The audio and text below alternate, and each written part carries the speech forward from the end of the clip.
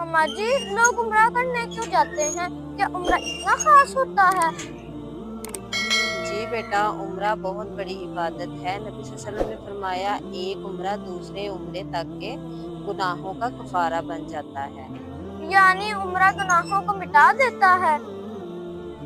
जी बेटा, और जो उम्रा खुलूस से करे वो अल्लाह के मेहमान की तरह होता है। मैं भी अल्लाह का घर देखूंगी। इंशाअल्लाह उम्रा दिल को पाक करता है, इंसान को अल्लाह के करीब ले जाता है। मम्मा जी, लोग उम्रा करने क्यों जाते हैं? क्या उम्रा इतना खास होता है? जी बेटा, उम्रा बहुत बड़ी इबादत है। नबी सल्लल्लाहु अलैहि वसल्लम ने फरमाया, एक उम्रा दूसरे उम्रे तक के गुनाहों का कफारा बन जाता है। यानी उम्रा गुनाहों को मिटा देता है। जी बेटा, और जो उम्रा खुलूस से करे वो अल्लाह के मेहमान की तरह होता है। मैं भी अल्लाह का घर देखूंगी।